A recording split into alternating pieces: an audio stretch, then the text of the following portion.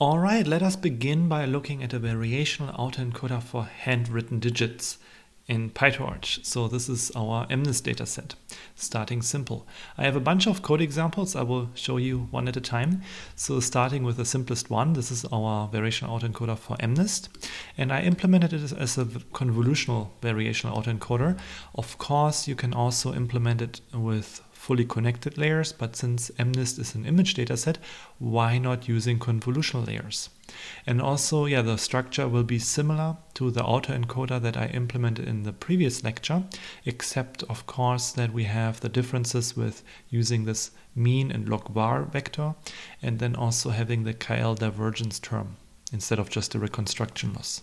All right, one thing at a time. So as usual, I have helper functions so that the notebook is not too cramped. Actually, in the last couple of days, I received a few questions from students regarding these helper functions, whether it's okay to use them in the class projects. And yes, of course, it's okay to use them. I mean, I actually wrote them for this class to keep things more organized because I'm reusing most of them from week to week, and instead of copy and pasting the contents always in that notebook here, I thought it's more organized to have this as separate functions. For instance, in my helper train function, I have still the classifier function that we used before, the autoencoder, the regular autoencoder, then the variational autoencoder, and so forth. I feel like instead of copying all that into the main notebook for all the 5 autoencoders here, having it one time here and then importing it is kind of cleaner and more organized. And you are, of course, welcome to reuse everything that you can find here. Also, with any kind of code you find on GitHub, chances are that you are free to reuse it. Usually, especially in educational contexts, you just have to cite the source, so that's clear that it's not your code, that it is not plagiarized if you make clear where you have the code from. But if you show where you have the code from, then it's usually fine to reuse the code. Of course, there may be certain types of code that have a license that don't permit that, but unless it's stated explicitly for educational purposes, it's of course okay to reuse that. My code is written, I wrote this especially for educational purposes, so please feel free to use any of that for your class projects. But moving on. So I have my helper functions. When the time comes in the code, I will explain what they are doing. Here, this is like usual. We have our boilerplate, batch size 256, small learning rate, 50 epochs. We don't need classes actually. I don't know why I had it there. Probably copy and paste errors. Then we are using the MNIST dataset. We don't need validation data here because we are only, variational autoencoders are unsupervised. We are only using the images. Here I'm just checking that the dataset works. Again, we don't need the labels. And here it's the main model where it gets interesting. So similar to the regular autoencoder, I set it up using an encoder and a decoder. Both cases using sequential here. So this is several convolutional layers. And I should say the latent space is size 2. So what I'm doing here is I'm compressing it. And then here I'm reconstructing it into the original space. So MNIST is 28 by 28. Here I'm having a fully connected layer followed by convolutional transpose layers or transpose convolution layers. And then I have this trim function, the same one that I used in the regular autoencoder, because it happens that it will be 29 by 29 and the original images were 28 by 28. So I'm just trimming the last pixel here. Okay, so there's one thing I have not talked about that is kind of the essence of this variational autoencoder, what makes it different from the regular autoencoder. So for the regular autoencoder, we may have had something, let me put it like here, we may have had something like this,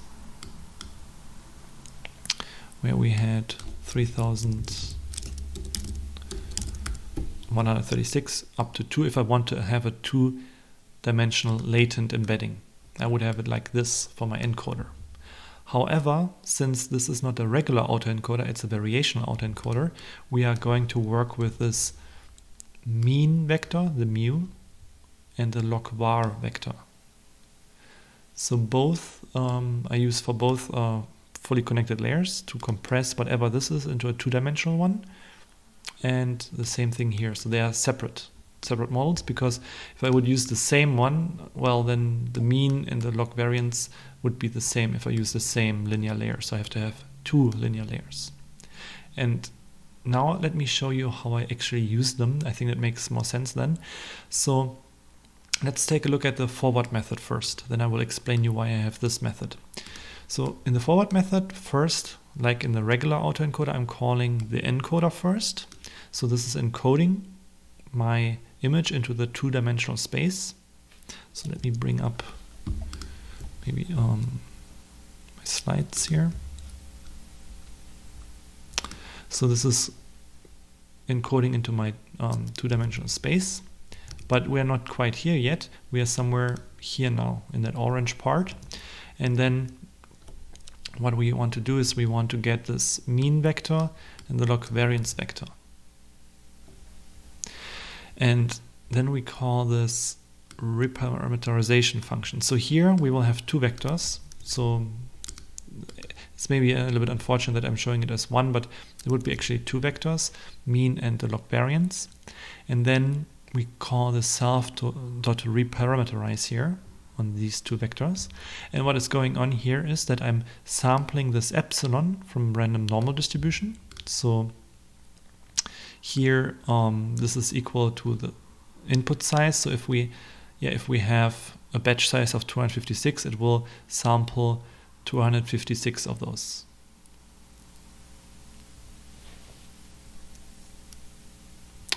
Okay, let's see.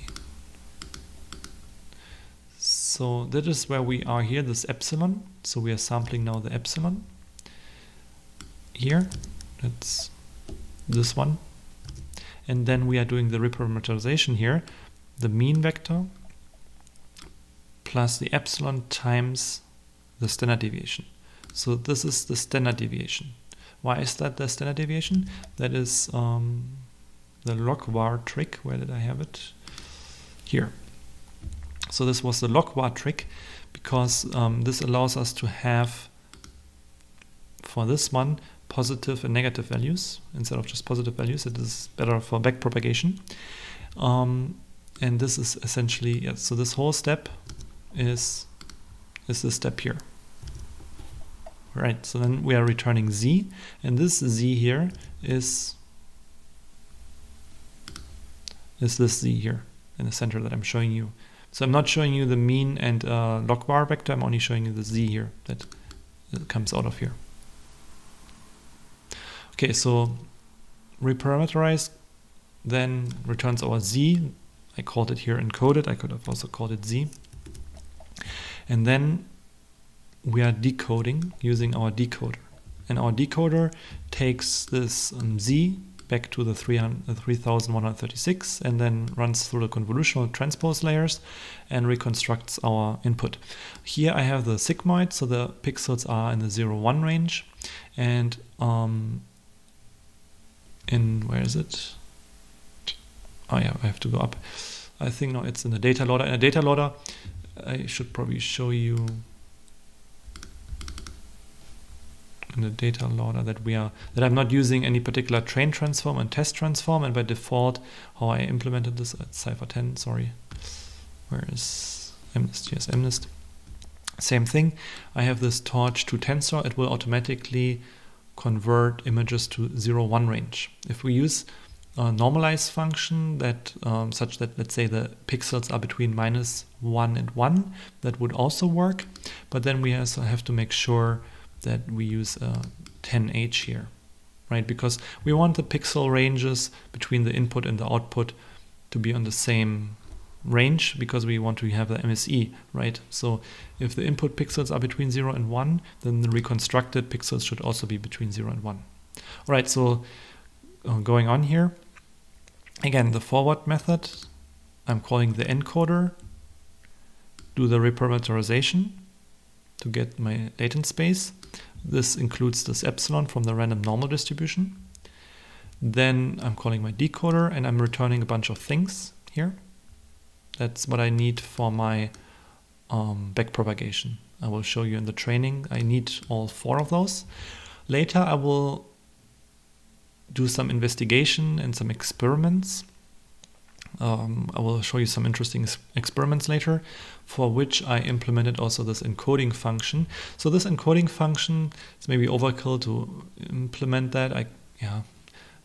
I mean, why not? So in this way, I don't have to run the decoder every time. So the encoding function just returns Z. So it's basically just, it's this part. If you take a look at this, if I just copy it below here, you can see it's the same thing here, right? So I just decoupled it for some reason. I could have actually called it here on X, for example, like this. Should also work, except that I want these 2 for the loss function. I think that's why I have it as a separate function instead of doing this. But yeah, just a minor implementation detail. So I have this also separately if we want to do some investigation later with some functions I wrote. So yeah, for this notebook, you can actually ignore that. It doesn't do anything here. Okay, so I explained to you the forward path, so which is now encoder, the reparameterization, should probably reparameterization, and then the decoding, and then we're returning these things. In the regular autoencoder, we only had this essentially. This was our regular autoencoder. Now we have, also this reparameterization mainly, and these 2 vectors. Okay, let's initialize everything here, and then we run the training. Now let's take a look at the training function. I have it actually here. So that's my training function here. We have actually 2 losses now. So by default, I'm using the MSE loss. We discussed this briefly in the video, why we don't use the binary cross entropy here. The rest is boilerplate like before. So this is just what we used every time. I just used this one here, the underscore, instead of, usually we had something like labels or targets here, but we don't need labels or targets because it's an unsupervised model, so I just replace it by underscore. Underscore in Python is a convention that we use if we don't use a variable, but the variable is there, we just use an underscore. Okay, so we have the features here from our dataset, and then here I'm calling model. So model will call execute forward. Gives us these 4 vectors here, which are these returned from here. And then I'm computing now first the KL divergence term. So this term here that's computed is, I had it somewhere here. So this term here that I discussed in the video. And notice that I'm summing here over the latent dimension. So the sum here is over the latent dimension. I forgot to have the index under the sum, but this is for the latent dimension, not for the batch size. We have then, if we want to compute the average KL divergence over the batch size, we call then the mean here. So if I would not have x's here, you will probably get really bad results because it will sum over everything. I mean, sure, why not? But you should first sum over the latent dimension, and then you can average over the batches. Okay.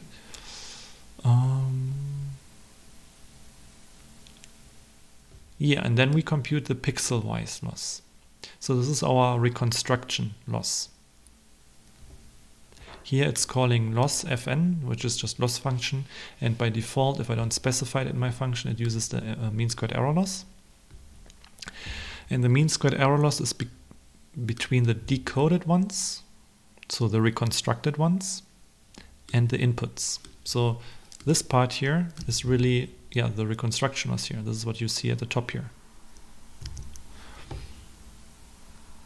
I'm reshaping it so that it's the batch size and the vector. So instead of having a tensor, it's now a matrix, a table, if you will. And then we first sum over the pixels. This is equivalent to summing here over the latent dimension. So we are summing first the squared error over the pixels. So this is essentially this sum here.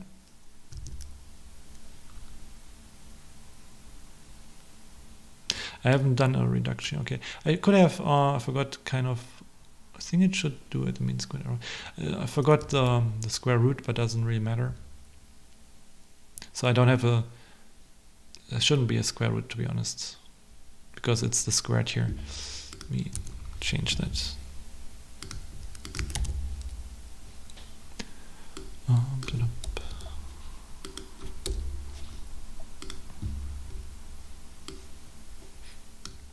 I mean, you can have a square root, doesn't really matter. Okay, so that's not the Euclidean distance anymore, but the squared Euclidean distance. Doesn't really matter here. Anyways, okay, so we have now pixel-wise here. We sum over the pixels, and then we average over the batch dimension. That's where our mean comes from.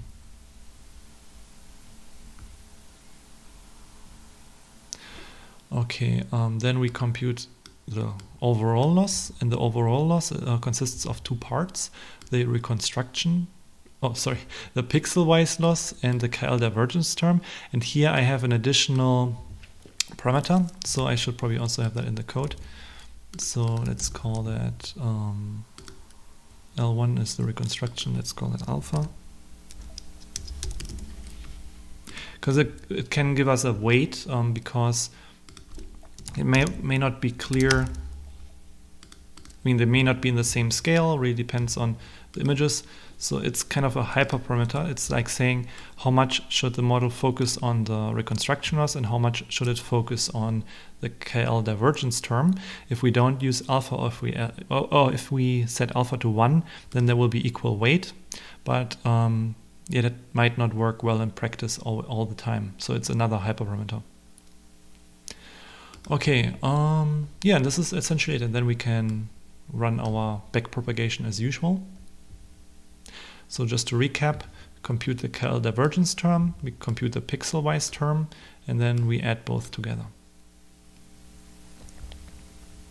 And then we're training it. This is just the logging like usual, nothing new here. So let us take a look now how it trains. You can see it starts with a high loss and it goes down, which is nice.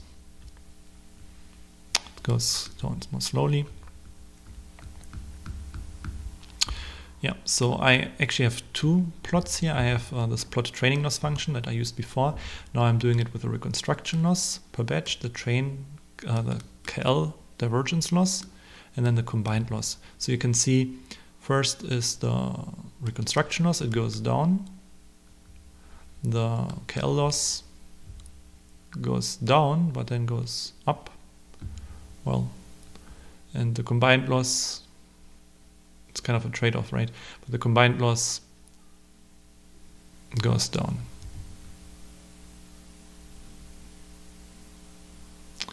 Yeah, so overall it goes down, and what we can see is the autoencoder is able to generate realistic looking images. I mean, kind of. So again, we have the same problem. It's only two-dimensional, which is kind of extreme. So you can see, so the top row here is original images and the bottom row is reconstructed images. And you can see, okay, it confuses 4 with a 9, but most of the time it looks kind of okay. Okay, it's blurry too. Here 5 and 3, it gets confused. But this is really because the space is so cramped. So let's take a look at the latent space here. So I'm also showing the class labels here. You can see, okay, it's a bit cramped because it's two-dimensional. I don't like this overlap, that things overlap, but well, it's what happens here. But it looks slightly better than for the regular autoencoder. Unfortunately, I don't have it here for reference. But what you can see also now is that it's centered at 0, right? The distribution is centered at 0, and it looks like Gaussian mixture at some point. I mean, we can't go by class labels because it doesn't use the class labels. We would have to go by dimensions. It's hard to see here, but I have actually, for a higher dimensional one, histograms looking at the distributions per dimensions. It can be like, it's hard to see because, yeah, we can't, it's too much going on here, it's too dense, but it could probably be a multivariate standard Gaussian at some point. I mean, here we have some not so nice shape, but yeah, with a little bit of squinting, it looks quite okay. Yeah, and then we can sample from that distribution. So we could just take arbitrary points from a standard normal distribution and then sample. So here I'm just taking 1 point at the center, should be 0.03 somewhere here, and it reconstruct an 8. So the 8 is actually under this 9. It's kind of unfortunate. So it's reconstructing the 8. And here we are sampling now. So here I'm just sampling from a random normal distribution. Let me show you that. Plotting.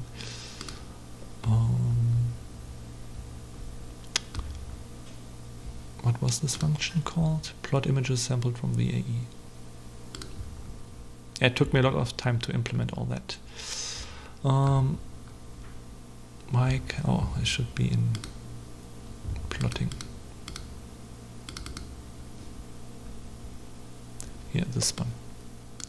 So yeah, here what I'm doing is I'm sampling from a random normal distribution. So rand n is a random normal distribution. I'm sampling a given number of images, here 10. Latent size, I'm setting it to 2 here because that's how I trained my autoencoder. Then notice that I'm not using the encoder here, I'm only using the decoder here. That's all I'm using. Yeah, and then I'm plotting. So here's just some for loop to do the plotting. This is very similar to the regular autoencoder code. I just copy and pasted it and made a small modification. But essentially, this is just plotting these images, and these are just sampled from a random normal distribution. You can see they look mostly reasonable. Not all of them. This is garbage. But the 1s look okay. The 7s look okay. 8s look okay. I think many of these problems are that, yeah, in our case we only have a 2-dimensional space, so things don't look great, but it doesn't look terrible either. So if you make the latent space a little bit bigger, it will look better, but yeah. Okay, so this is our variational autoencoder here, and I will stop this video and then I will show you a more interesting one with face images.